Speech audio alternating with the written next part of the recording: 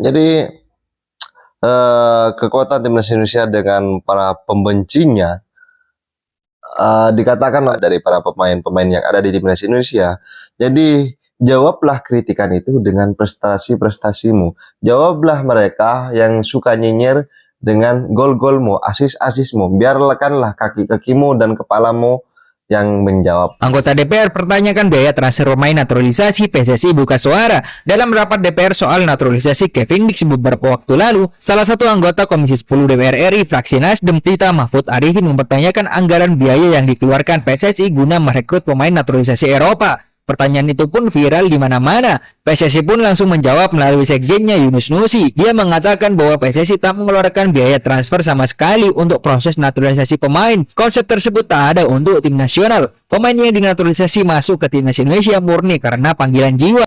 Secara terang-terangan orang-orang itu menentang bagaimana gebrakan saat ini yang terjadi. Dan selanjutnya di sini bagaimana persiapan selanjutnya di kualifikasi putaran ketiga ini. 95% orang itu cinta terhadap timnas Indonesia. Jadi 5%-nya adalah mereka yang cawe-cawe anti naturalisasi dan juga segala macam kebenciannya selalu dilontarkan dengan berbagai macam cara untuk menjatuhkan timnas Indonesia, atau bahkan mereka ingin menggagalkan timnas Indonesia bermain di Piala Dunia. Kita simak bersama pembahasan naturalisasi. Kira-kira sudah ada lagi nggak sih kandidat terkuat yang akan dinaturalisasi nih untuk memperkuat timnas kita, Mas Jamal? Ya, saya rasa ini adalah suatu oleh Romeni ini adalah pemain striker yang hanya berjuang sendiri di timnas Indonesia, mumpuni dan bisa menjadi harapan dalam waktu dekat. Dalam waktu dekat saya bilang, kalau jangka panjang PSSI bisa cari. Tidak di Belanda, banyak kan keturunan Indonesia di negara-negara lain. Paling dekat dan realistis adalah Macaulay, karena kita butuh urgent ya striker. Karena saya kemarin itu di GBK saya juga nonton Mbak, di GBK waktu melawan Australia, terus saya setiap di Indonesia main saya berusaha nonton dan kita selalu melihat bahwa Indonesia ini kekurangan lini depan. Di area kiri atau juga sebagai left wing back, tapi walaupun lebih banyak sebagai center backnya ya, dia selama ini berarti total beberapa pertandingan terakhir. Dan saya sih mengharap ketika lawan Jepang kita nggak ada salahnya nyoba Verdong ini mainin di posisi terbaik dia lah. Karena sebagai left wing back dia punya kapasitas bermain untuk intensi menyerangnya jauh lebih bagus menurut saya dibandingkan pesaing-pesaingnya seperti Nama atau Arhan sekalipun. Jadi saya rasa dia harus must start di left wing back untuk pertandingan lawan Jepang nanti. Left wing back ya berarti untuk Verdong. Oke, kita beralih ke Australia sekarang. Australia. Ini ada Rafael Struijk yang bermain untuk kedua kalinya untuk Brisbane Roar dan mencetak gol perdananya ini setelah masuk di menit ke-70, terus 8 menit kemudian dia mencetak gol perdana untuk menyamakan kedudukan. Ini trennya lagi positif banget dan tentunya kita berharap Rafael Struijk juga bisa mencetak gol untuk Indonesia nanti pada saat lawan Jepang dan juga Arab Saudi. Gimana Mas Sabto dan juga Rizal?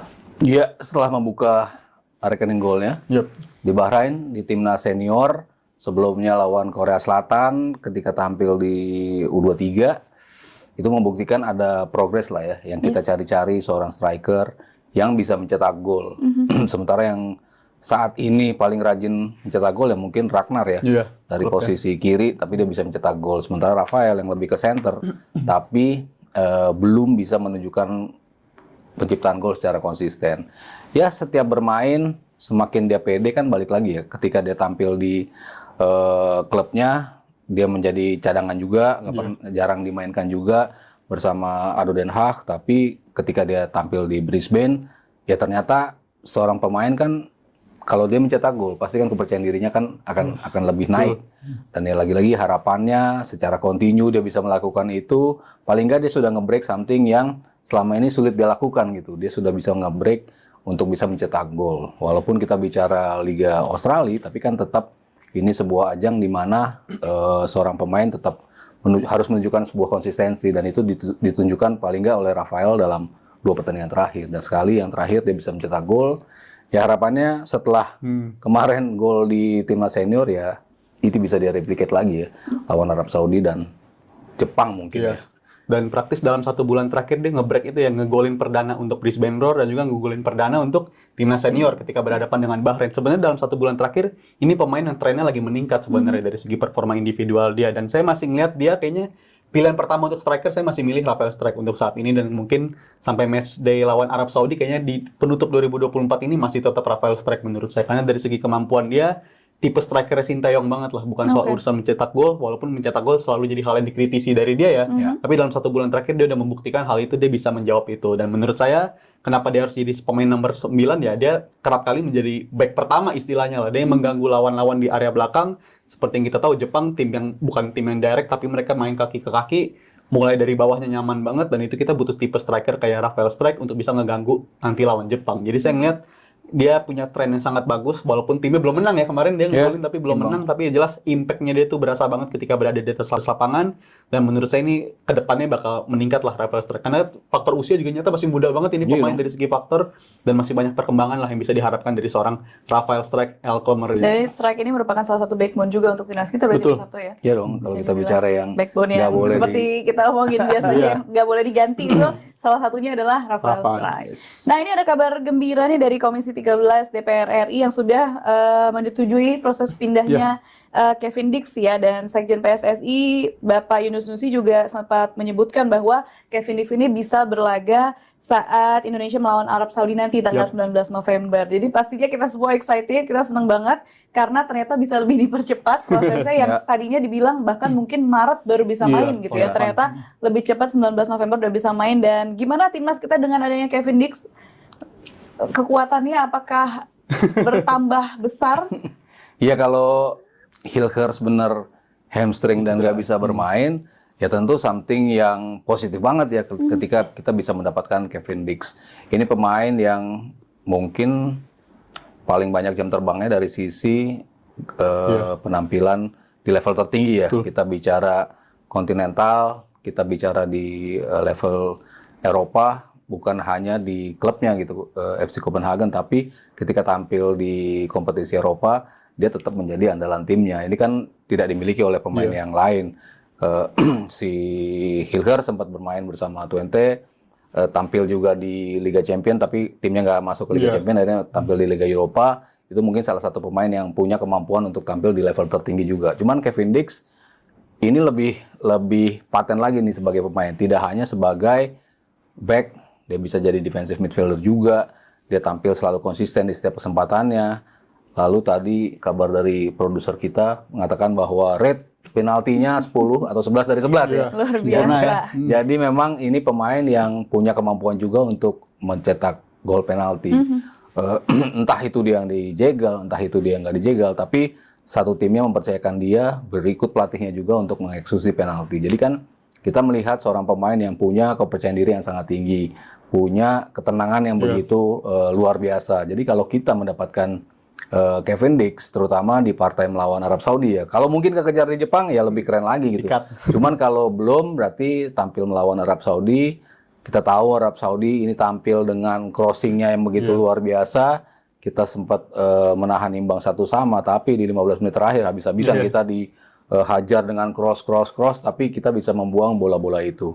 Tambahan Kevin Dix di situ ya jelas ini akan memperkuat ketika ada bola-bola dari Arab Saudi yang berupa bola-bola crossing di depan kotak penalti. Jadi ya kalau memang dia bisa dikejar pas melawan Arab Saudi, lebih baik lagi ketika melawan Jepang, ya keren banget sih buat timnas kita. Dan ini tipe pemain yang mau main di posisi apapun nyaman ya, sesuai apa yang diinginkan oleh STY. Pemain yang bahkan di game terakhir dia main sebagai back kiri, dia main di posisi itu. Padahal dia udah sebelum-sebelumnya lebih nyaman bermain sebagai center back. Tapi ya dia versatile banget, nyaman ditampil di berbagai posisi, dan ya itu mentalitas dia juga penting banget untuk dibawa ke timnas kita sekarang sih. Karena saya khawatir dengan efek kekalahan dari China, mungkin mentalitas kita akan sangat terganggu mungkin ya setelah lawan China kita terguncang seperti itu, dan butuh pemain yang bisa ngangkat moral kita lebih tinggi lagi. Dan saya rasa sosok pemain seperti ini bisa ngangkat mentalitas kita, dan itu posisi positif ya. Walaupun sisi negatifnya saya juga punya kekhawatiran gitu.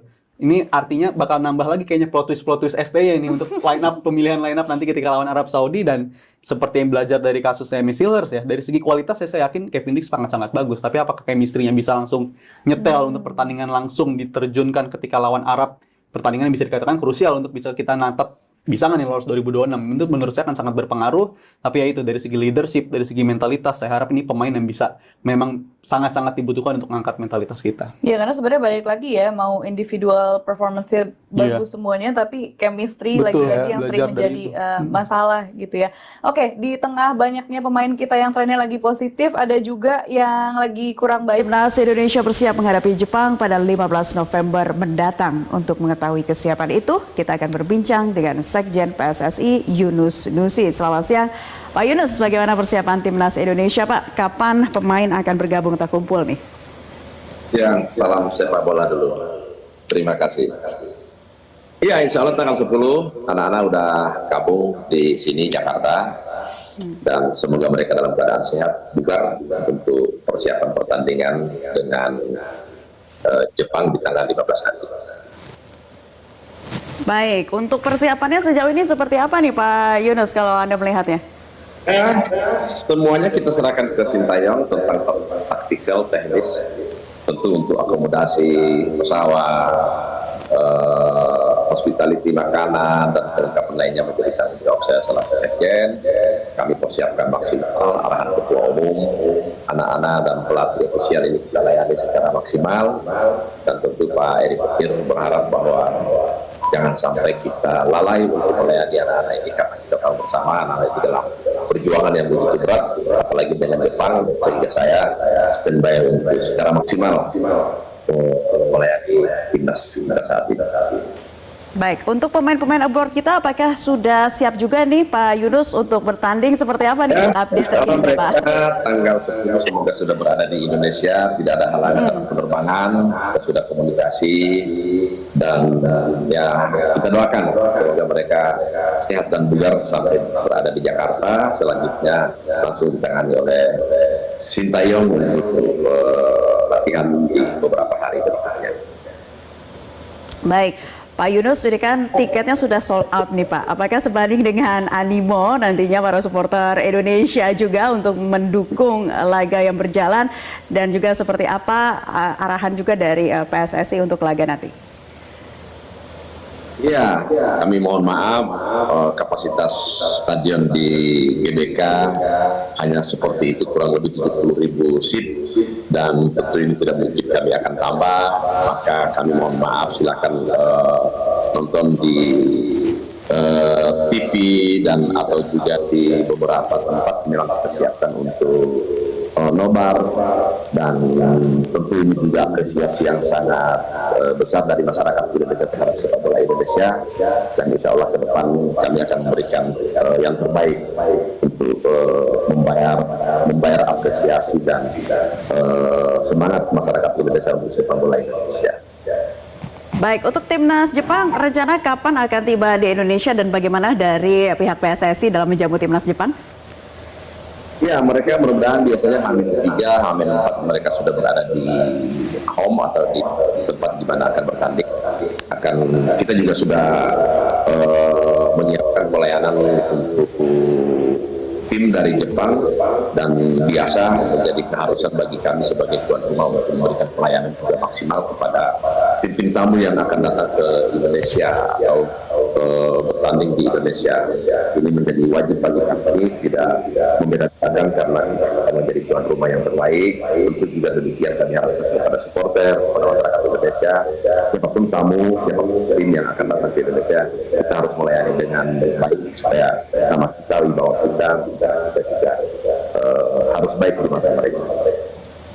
Termasuk juga harapan agar wasit bisa netral ya Pak Yunus. Seperti apa nih mungkin yang Anda sampaikan terkait netralitas wasit dalam laga nanti?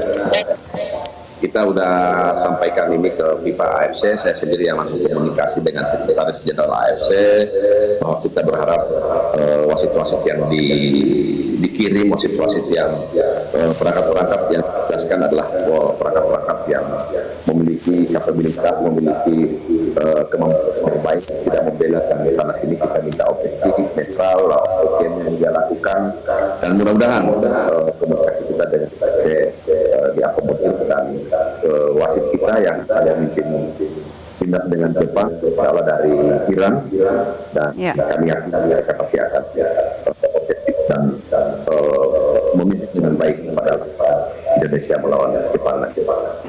Target untuk timnas Indonesia dalam laganya melawan Jepang, Pak Yunus, serta apa sih arahan yang disampaikan PSSI kepada Sintayong dan juga tim-tim terkait? Iya, kita tentu akan bersyukur bila kita menang. Seri juga sudah cukup, kita tahu bersama bahwa Jepang saat ini menduduki klasemen atau peringkat pertama di grup kita, dan kita tahu bersama bahwa kualitas timnya juga begitu bagus. Namun kita tetap optimis, bola itu benar ada di Indonesia. Doa rakyat Indonesia insya Allah juga akan memberikan semangat bagi anak-anak, dan insya Allah mohon doanya. Saya rasa cukup statement kali ini. Jadi bagaimana tanggapan kalian? Silahkan ditulis di kolom komentar, dan jangan lupa like dan subscribe channel ini agar kalian tidak ketinggalan informasi penting khususnya timnas Indonesia. Salam sepak bola keren, salam sepak bola bersih, Garuda Jaya bersama saya, salam olahraga.